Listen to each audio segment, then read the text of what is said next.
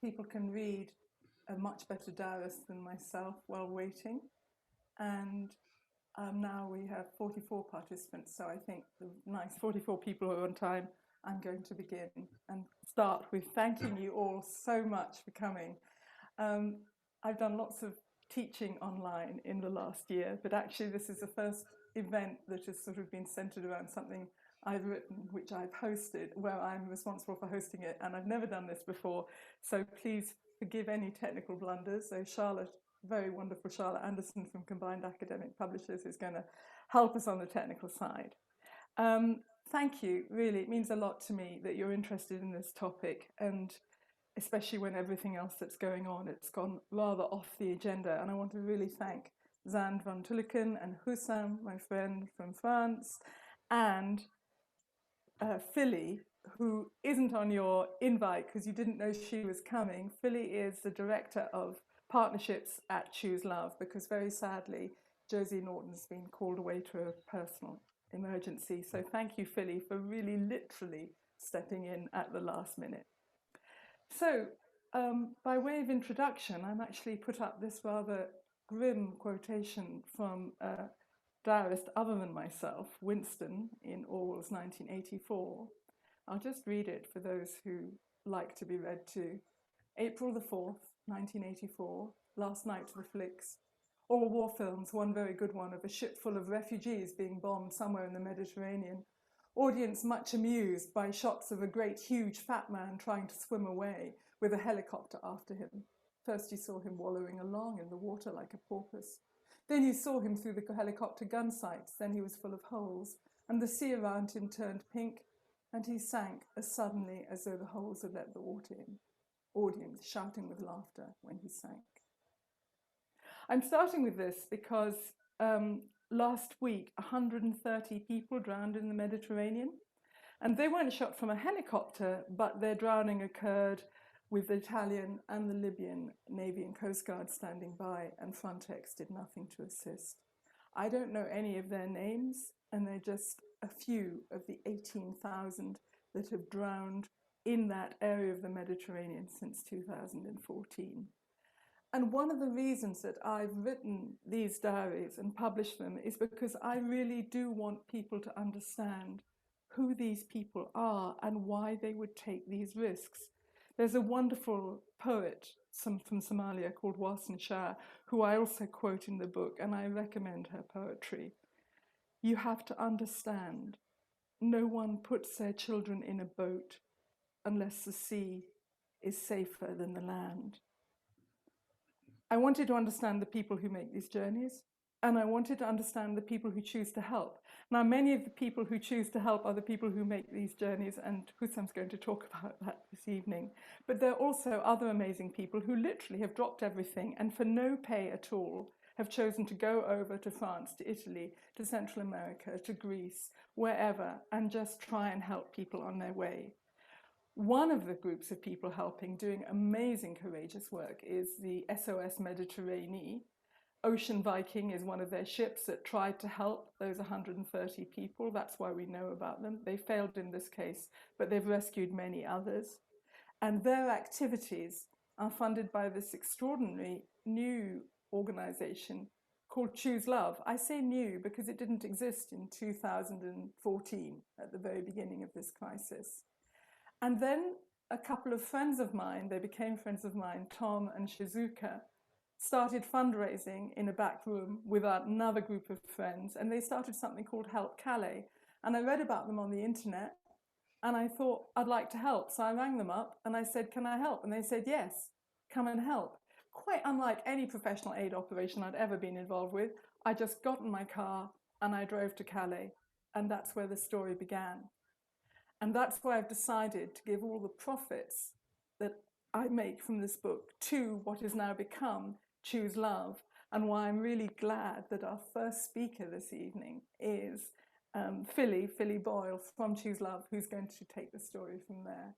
She also was in Help Calais at the very beginning. Thank you, Philly. I'm going to stop sharing, and we have you. Thank you, Lynn. And yeah, thank you for making us the charity partner for your book. It's a huge, extraordinary honour, and it's really lovely, if unexpected, to be here with you all this evening.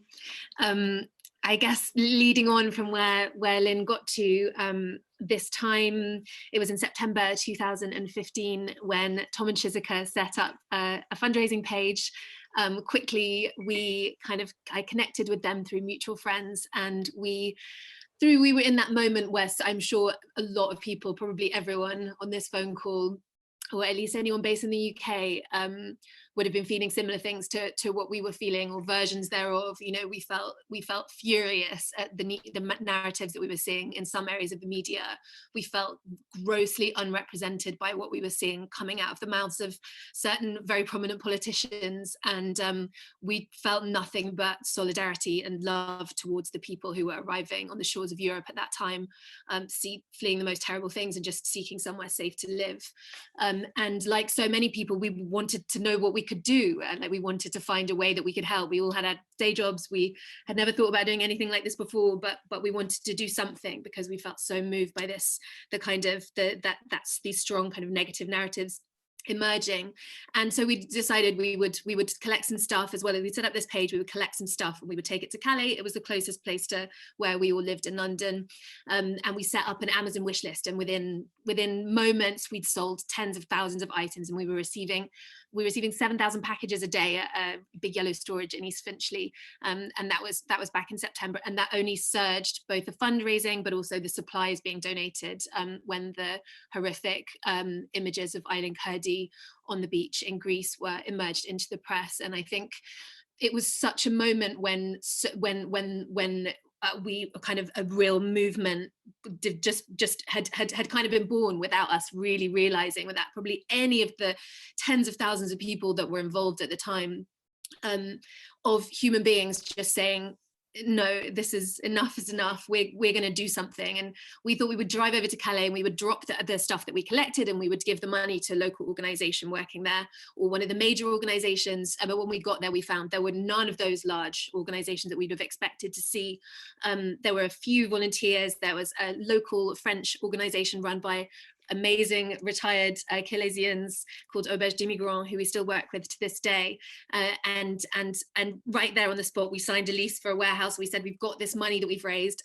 We'll pay for the warehouse for the year.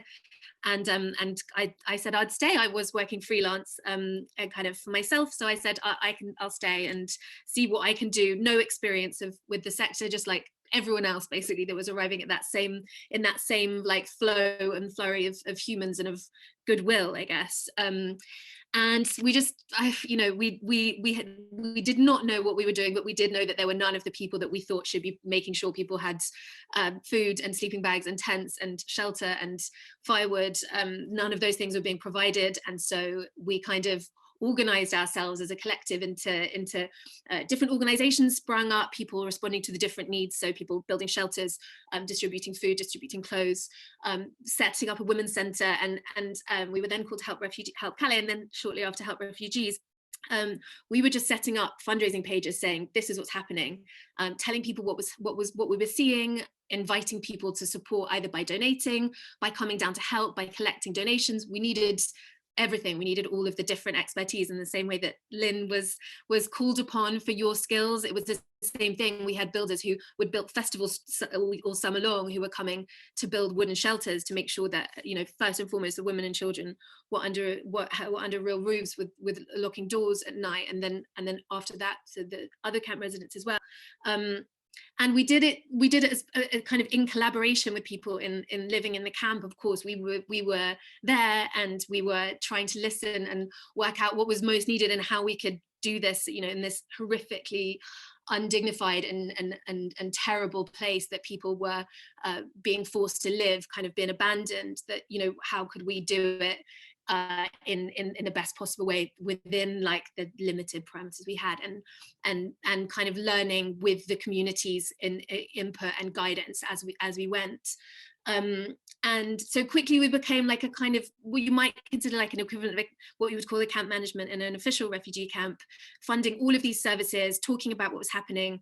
And as I was there in Calais, involved in that moment, and with these, hundreds and hundreds and thousands of people coming to volunteer, like sometimes hundreds of volunteers would arrive a week, and it was all people coming for a day, half a day, coming to drop off some donations, coming for a week. And it was that feeling of like of collective kind of care and connection and humanity, and people just giving whatever they had, whether it's time or money or all of the things. And anyway, at the same time, so the members of the team who were in London based were getting connected to groups who were working right across migration routes. So people in the Balkans, in Greece, working in the Middle East, and finding that the same things that we were kind of seeing and doing in northern France were happening everywhere. Of course they were, because it's human nature. Whenever there are human beings who we see who have been dealt an unfair hand and aren't getting the things that they need to survive, other human beings are stepping up who can and doing what they can. That's just the beautiful side of human nature that I think we don't always see at the forefront, and with the media and social media, with a lot of this kind of stories and narratives that we're kind of faced with and kind of confronted with a lot. And so it's that kind of spirit of just doing what you can, I think, is very much at the heart of this incredible community that we're so honored to still be a part of. We became able to start fundraising for those individuals and organizations who were setting up. Many of those organizations were being run by members of the community, people with lived experience who'd arrived themselves as refugees and was stepping up and doing what they could to help within those communities as well. And so because it was kind of very organic, as all the groups popped up organically, as things changed, as different crises occurred in different places in the world, we were just found ourselves able to raise funds to support these incredible groups and individuals doing this like brilliant and absolutely vital work. And so it means that we kind of have this cross section of partners doing all sorts of things, from we get the privilege to work with SOS Med, we fund women's centres, we fund medical care, we fund dentistry, psychological support for LGBT refugees, legal support, water drops on the US-Mexico border, just kind of we've kind of tapped into this network, and we found this position where there are so many needs that are not being met by the people that we would imagine should be providing, and there are so many people with the will and the expertise and the love to provide and do what they can, again, always with such a kind of focus on what's actually needed. And that kind of seems obvious, but it doesn't go without saying in a lot of the contexts where we work, that a lot of there are a lot of things which can sometimes be provided or be deemed to be necessary by people in head offices far away from the human beings who are living in these often absolutely like terrible places, and so it being very like grassroots and led by people living in the camps, and with real deep understanding of what's needed and what we can do, that's been central to I hope the way that we have developed, and I hope that we will continue to grow. And so we're now in 15 countries, and we fund 160 something projects, I think 4 at the moment. We're doing a lot more work in the UK recently as well. Over the past years, we're doing more work on how we can, as well as in, the importance of providing the emergency response, how we can provide a better welcome and a better response for people when they arrive, in the absence of that being provided by the governments or as we think it should be. So in the same way, it's like these groups are popping up to do what they can in their local communities to give people support, make people feel welcome, and connect them with other services available, and just be there for that that rebuilding moment where it's actually getting to start your life and rebuild your life. So yeah, and choose love is kind of, that became our name because that felt more representative of who we are, the change that we want to see in the world. It's about solidarity between human beings. It's about each doing what we can, whether it's giving time or money or signing a letter, writing to your MP. And it's that thing of collectivity. And if something isn't of not kind of being afraid in the face of injustice, of saying and not feeling overwhelmed, and just saying what can we do tangibly, and let's feel empowered by the human potential and the connection that we all have with each other. And so, yeah, I guess that's the kind of a brief overview of who we are and what we do. Yeah. Oh, you're on mute, Lynn. I've yet to learn after a year. Thank you, Philly. That was lovely. I just forgot to say at the beginning, please, any questions or comments, we have one already, put them in the chat. We're going to take Xander immediately for another 10 minutes, and then we're going to have a good 5 minutes where people can ask. I may ask you to ask them verbally, or I'll read them out, whichever you prefer, where both of them will answer your questions before I and Hussam have a discussion. And then we'll have more time for questions and comments at the end, and we can discuss them ourselves or whatever. We'll be finished by 6, don't worry. So lovely. Thank you, Philly. Please keep, I've got one really interesting question. We're going to save it till after Xander. I'm just going to screen share. I'm not sure how much introduction he needs, but I'm just going to share this very nice picture. Yes, there he is. When I first met Xander, long before he started working with migrants in the Mediterranean, he was an obscure fellow at the Institute of Humanitarian Affairs at Fordham, where he teaches. I don't know if he teaches there anymore, but he did teach. I teach there still. And then he suddenly became a very famous TV presenter, and the TV credits are too extensive for me to summarize them, so I'm not going to attempt. But I do recommend Operation Ouch. I think it's a really great program, not just for children. And he's not lost his interest in humanitarian issues, as if his picture shows. It's actually from a lovely documentary, which sadly is not available anymore, that he made in 2016 when he and his twin brother Chris trekked across many of the places that I talk about in the diaries. So he's seen firsthand the same stories, and I'm very happy to hear anything he has to say about the issue. Thanks, Sander. Well, you're lovely. Well, look, it's so nice to be here, and thank you, everybody. I mean, I think the idea that people would give up some of their Wednesday evening to listen to anyone talk about this particular subject is heartening, and gives some cause for optimism and asking questions as well. I'm just going to talk briefly for about 10 minutes, and I hope it will follow on from what Philly said. I think what's so striking about Choose Love is that emphasis on being there and talking to people and understanding beyond maybe the usual humanitarian obsession with those sort of the logistics operation, the goods and services delivery, that needs assessment that we so often do. Instead, you're posing a different question and saying, what do you seek to achieve, and how can we help you do it, and how can we stand alongside you? And I think love as a motivation is maybe a word that in the UK we're sometimes a bit squeamish to use, but I think as the foundation, it seems unbelievably important to me. I'm going to try and share my screen so that I can, it didn't actually occur to me to check this before I did it, but let me see if this works. Is that working? Yes. Oh, that's amazing. So Lynn was kind enough to put up that picture of me heroically helping a young Syrian boy out of a boat on the Greek island of Lesbos, who just come over from Turkey in a boat like this. And that was the picture that originally was used to promote the documentary. And it's, although I'm obviously happy for Lynn to show it, it shows a classic image of a sort of white savior figure, you know, in this case, me doing something heroic. And in fact, of course, most of the people, I mean, the extraordinary hardship that people had endured that last few feet of the journey that boy had made over hundreds, and in some cases of people in the boat, thousands of miles. Of course, he didn't really need me.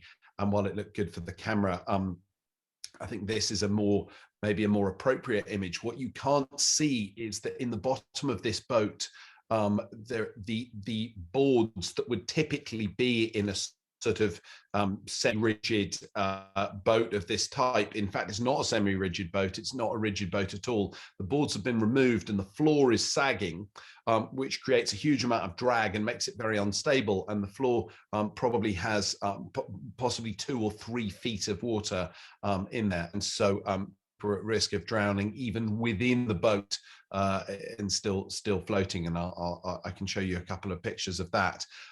Give you an idea, these are all pictures from the BBC documentary that my brother and I made called Winter Migrant Crisis. And I've worked in humanitarian crises before with displaced people, but I've never stood in what I would consider home, Europe. Greece is a place I've been on holiday and welcomed people to my house effectively and said, welcome to Europe. And it was a very strange, it felt like a huge privilege to be able to do it. But of course, people faced huge obstacles even once they got to Europe. And so I just thought I'd tell you a bit about why people were so keen to make the journeys that they had made. This is one weekend's worth of engines to give you an idea of the desperation that people were facing and the numbers of people who were willing to risk that journey in January. The camps in Calais were the worst I've ever seen. And I suppose the only qualification I would put on that is that there was, at least when we were there was a reasonably adequate supply of food for people. That may not have always been the case, but perhaps in contrast to other emergencies, I didn't see as much severe acute malnutrition as I might have done in other places. But if you've been camping in, soldiers always say that fighting in Northern Europe is the worst environment to fight in winter, because it has that horrible cold that gets into your bones. It's not a dry cold, it's a wet cold. And the squalor and the unbelievably unsanitary conditions were impossible for me to imagine that we were in Europe. And this is a picture of a family's shoes outside their tent. If you've ever been camping with your children, you'll know the nightmare of trying to get them to keep their muddy shoes out of a tent.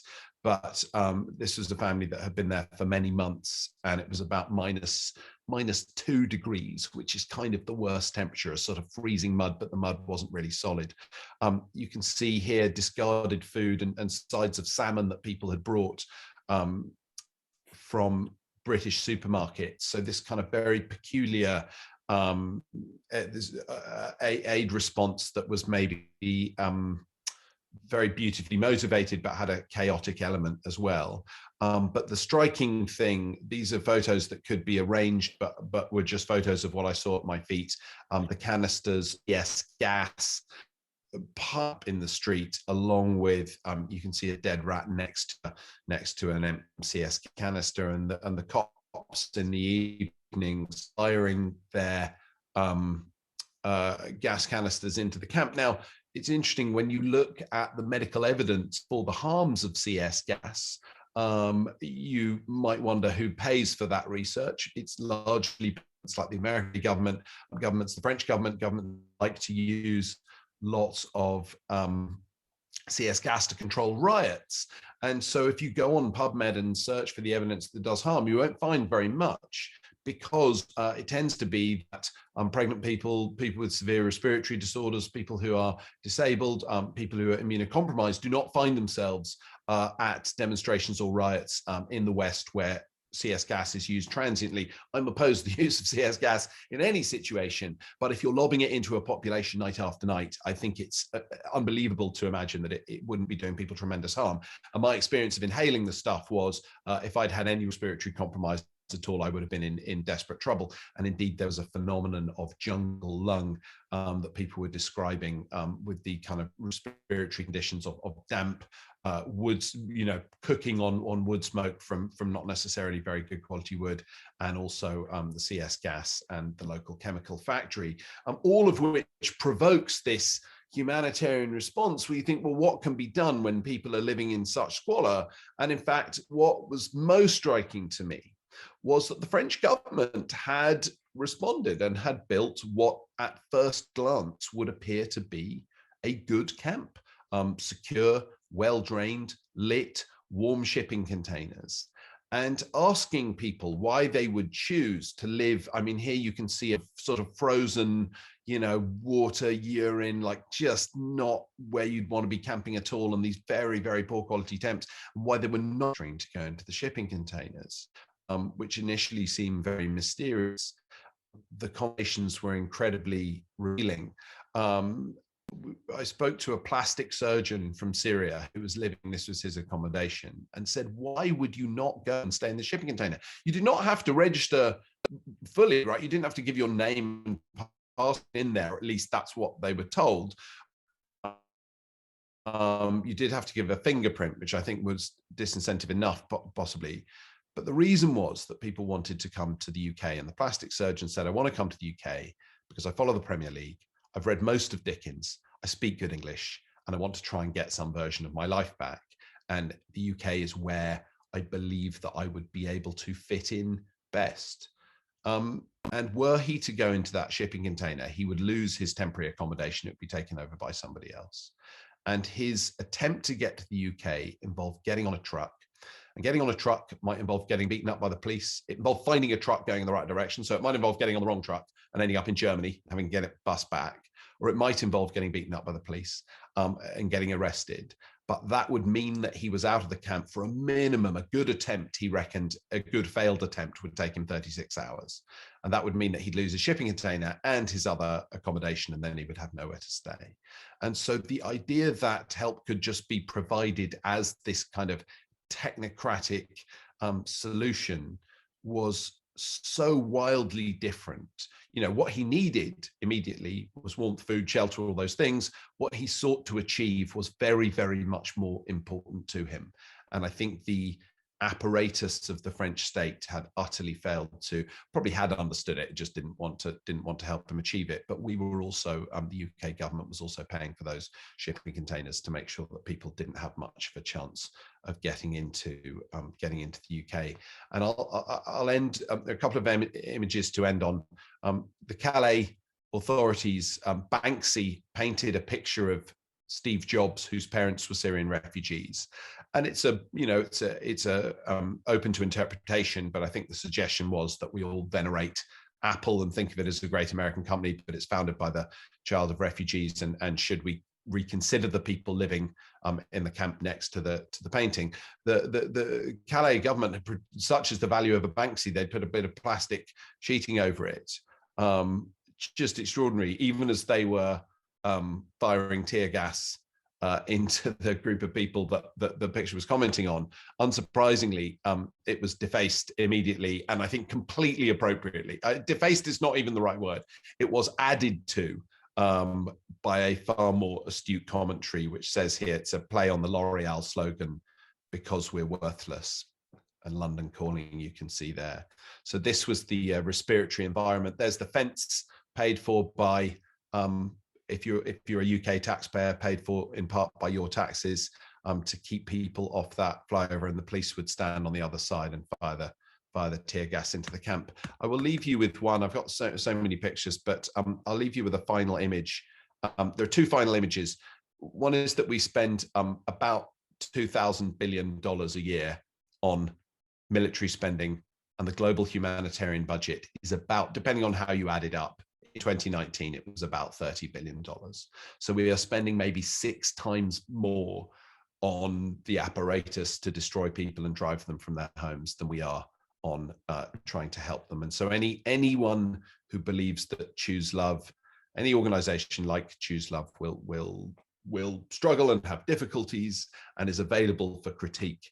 But this, to me, is the number that should be most available to critique. And I'll leave you with a clown that I saw in Lesbos, who was doing the most extraordinary job entertaining everybody. I think I'm to some extent, as Lynn said, a children's television presenter.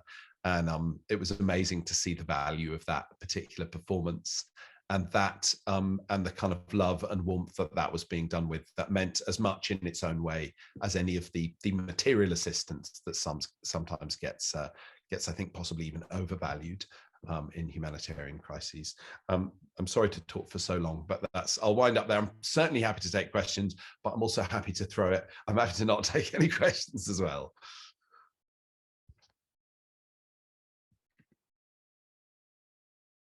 Oh, Lynn. I know. Oh, Lynn. And Not again. there's a lady called Jane Moon who wants you to talk about your experience with the mute button act. That's a question directly to you. Was I muted the whole time there?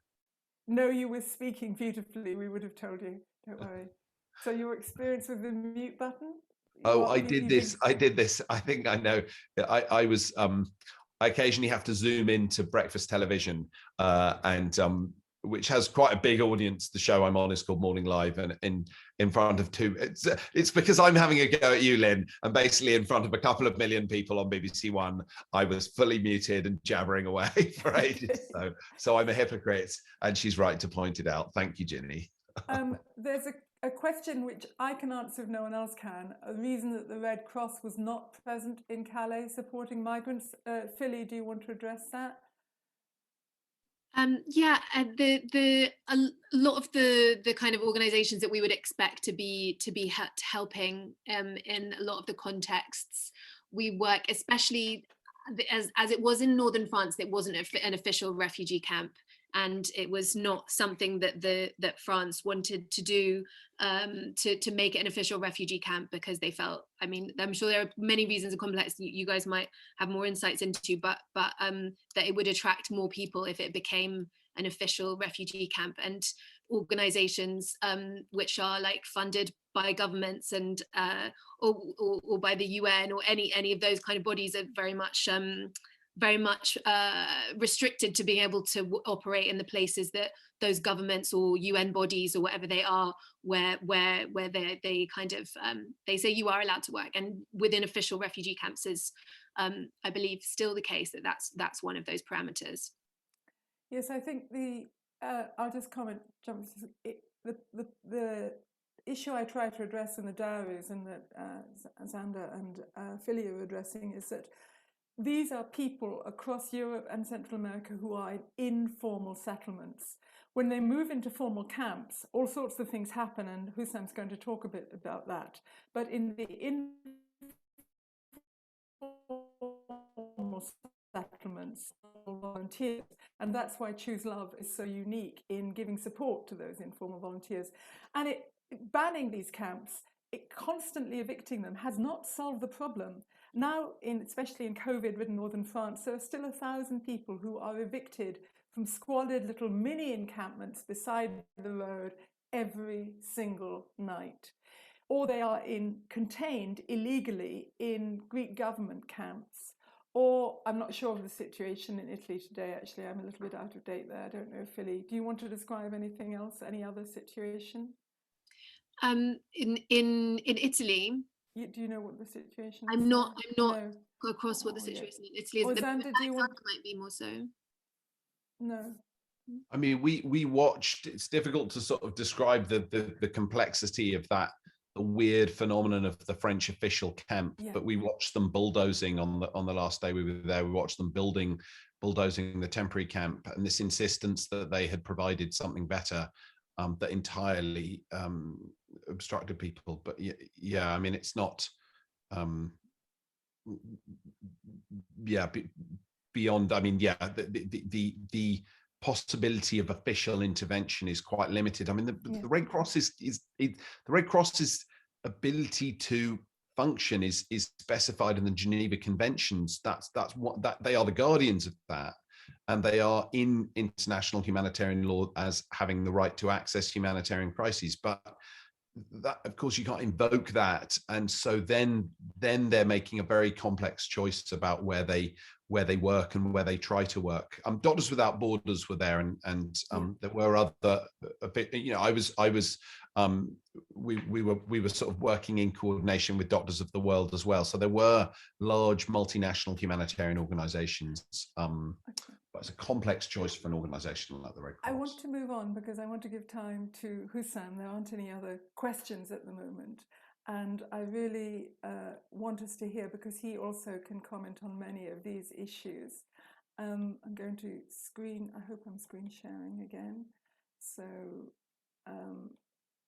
Hussam, what we're going to do is I'm going to ask Hussam some questions, but let me introduce him first, because I first met him here in an informal camp. As you see, this is the only informal refugee camp I've ever worked on a railway line, and it was a functioning railway line. Trains would come through on the Greek-Macedonian border, which had closed a couple of weeks before.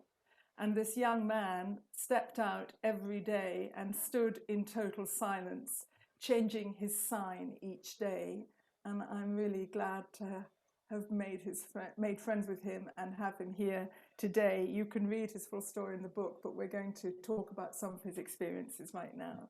Hussam, would you like to just tell us briefly how you got from Damascus, Syria, where you were a law student, to be standing on this railway line? Maybe you could summarize the highlights of that journey. Yeah, thank you, Len, for having me here. So I'm from Damascus, Syria. I'm now 29 years old. When the revolution started in 2011, like many other Syrians,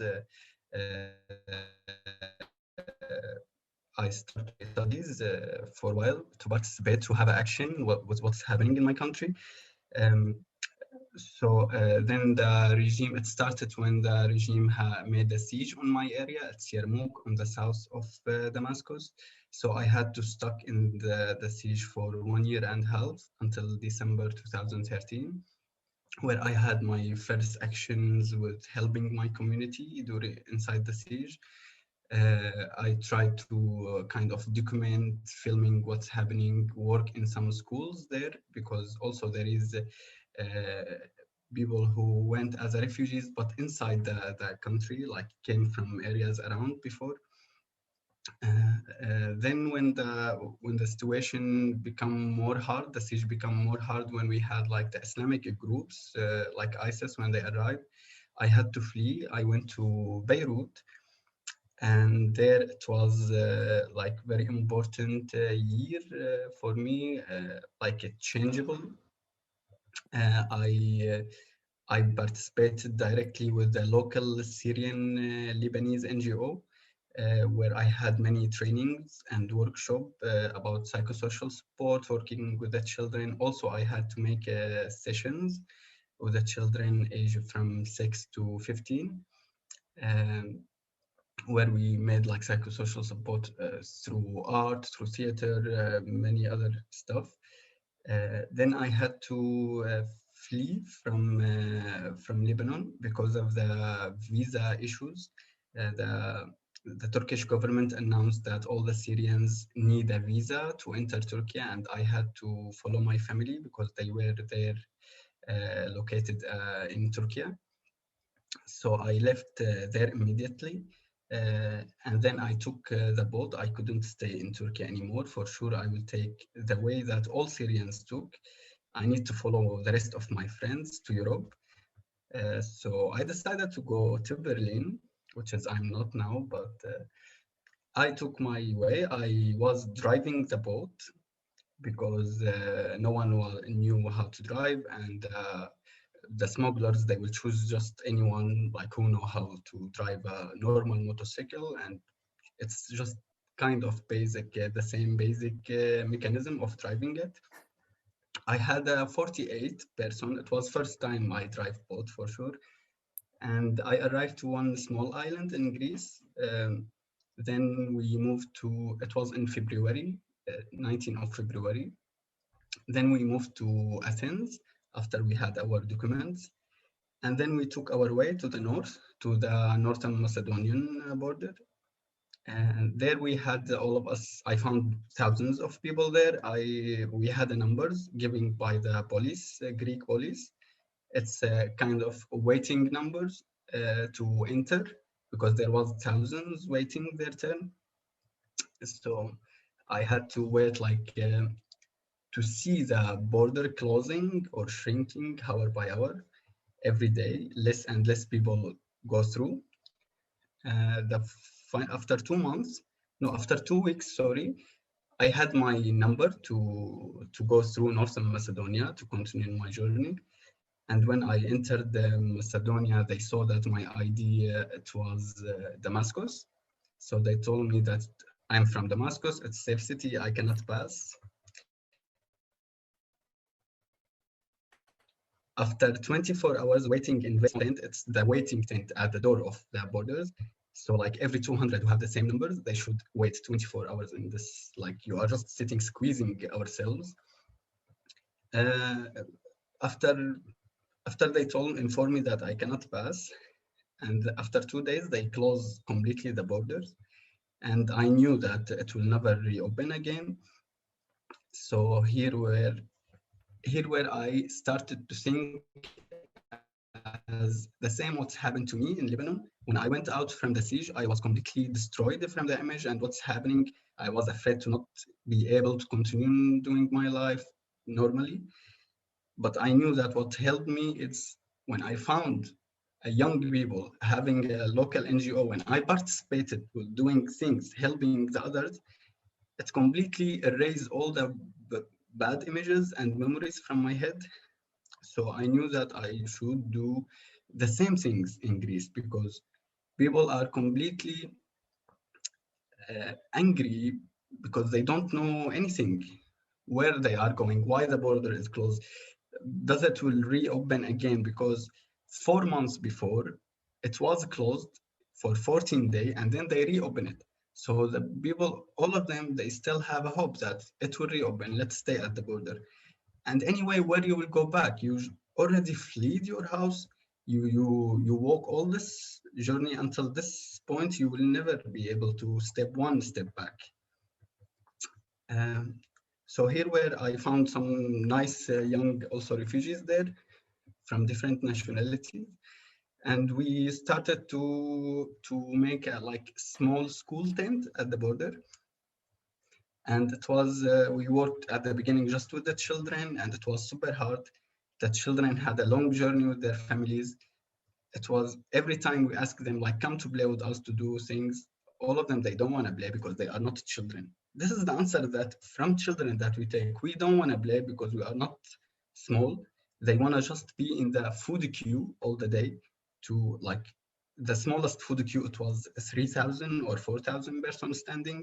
So the children all the time, they will take the food and back to the end of the queue again. So it was so hard.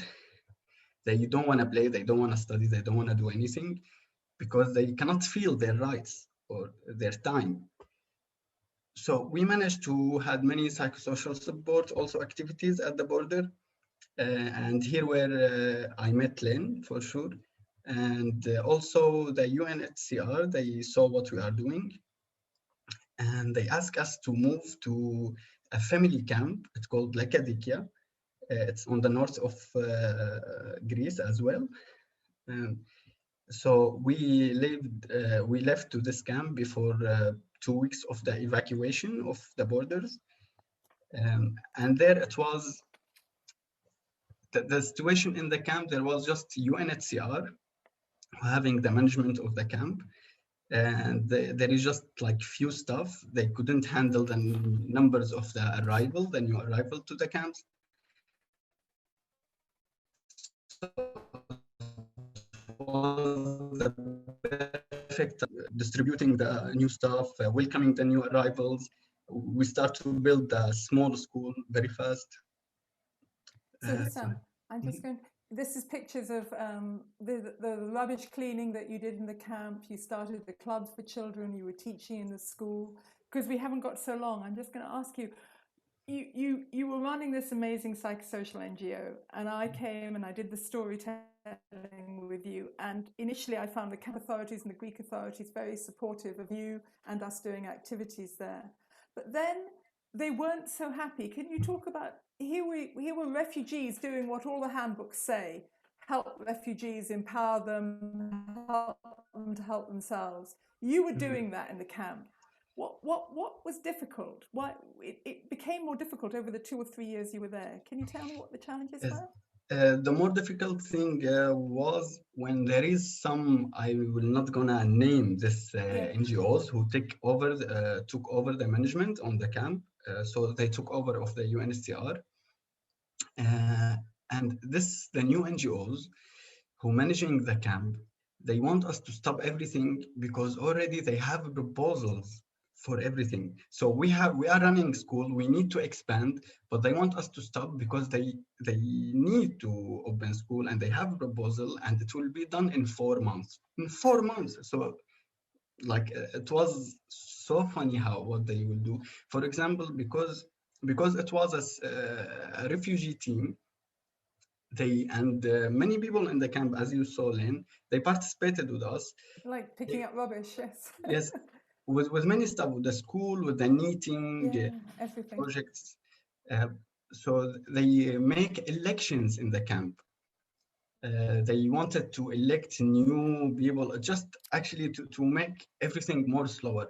So they found someone who take care of the education, but like no one vote for this people. They brought then other professional team to work with the children. That but it was so hard. Actually, it was the main point is to create as much as we can job or work to the other refugees, because no one be able to sit in the tent and wait with zero information about what will happen to them. Plenty of other difficulties, like people forget how they could sit comfortable and lie to their back, because in the tent after 2-3 months you cannot lie on your back and sit comfortable, like, because it's a tent. So the people have a needs to cook their own food. For example, okay, I will eat 1 month 2 months from the aid food, but then I need its support for me to create my own food. And this was also hard. Like, I mean, I hope people will read about Hussam in the book, because this story of the difficulty of refugees being able to, and allowed to help themselves was a major challenge. The professional aid organizations, when they did finally arrive, found it very difficult to work with autonomous, organized, self-organized refugees. And this was a challenge for them. They're used to distributing and handing out. I'm used to it myself. Here are people who want to help themselves, and it's good for their mental health and their physical well-being. I want to go on, because you actually left Laodicea and you moved to Athens, where you set up a shelter for women and children who were falling through the nets. This is one of the children. This is one of the drawings they did when I was working with you. And you did a great job there. But then, I'm sorry, we haven't got so much time, so people are going to have to read your story in the book. But then you did get offered refugee status. You got offered a place in France. So I'd really like you to tell us about, you chose to accept that, and how has it been moving to France? Giving up the work in Athens, whatever. I mean, it was a big change for you.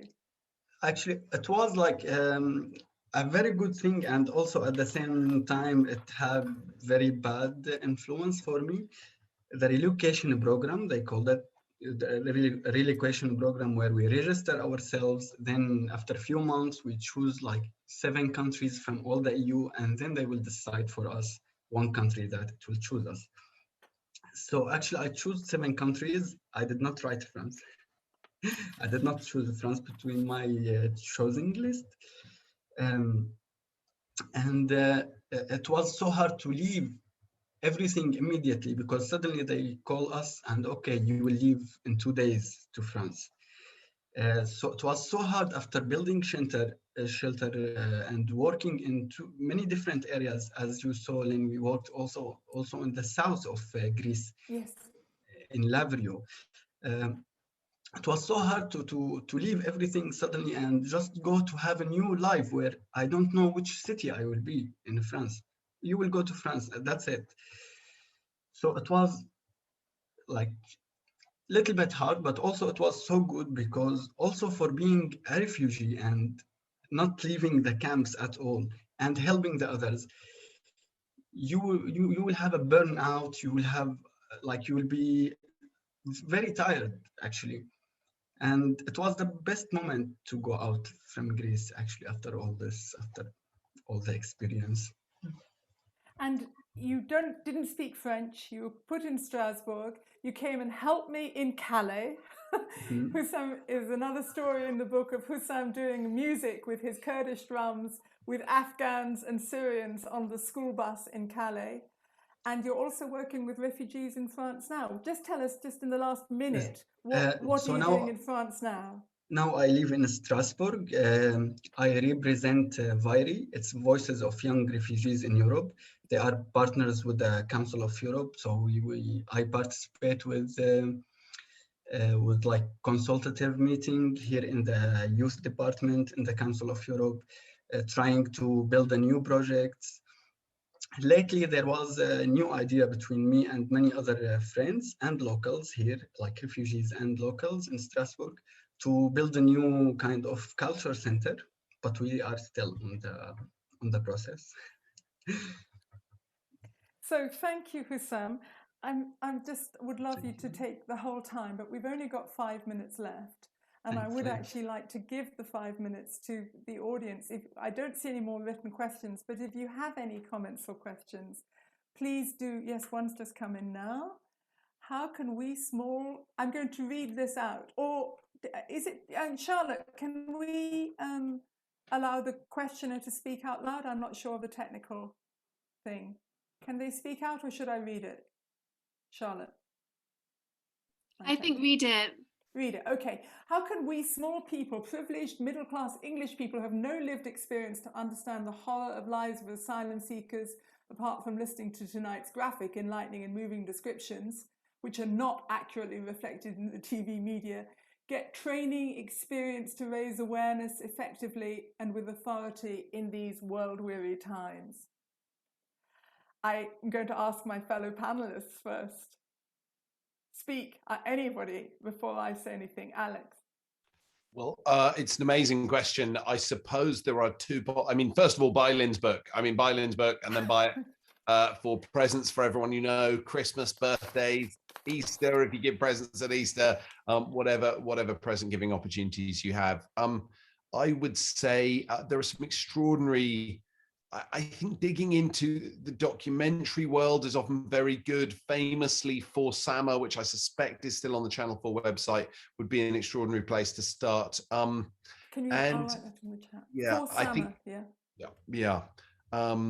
But it's digging and reading and seeking out and probably people other than me, right? I mean, listening to Hussam is unbelievably an education for me as well, of course.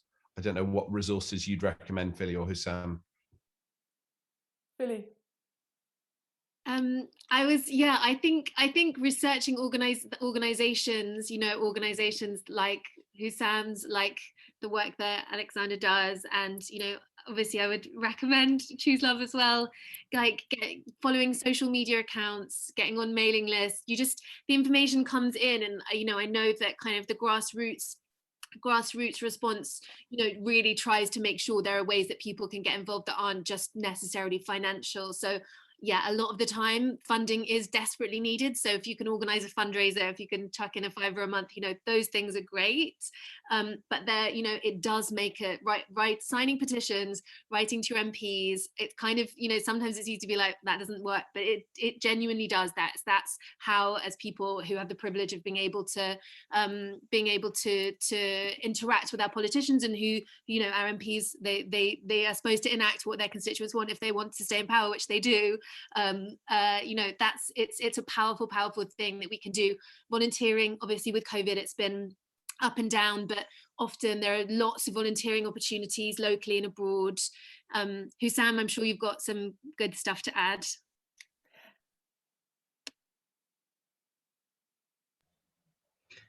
Well, thanks. It's actually, I really hope that it could be like more self-organized groups, especially like now in Greece, in the islands where the people are stuck. We all see that they are stuck, but at the end, for sure, they will let these people pass to Europe, like many years, like all the time.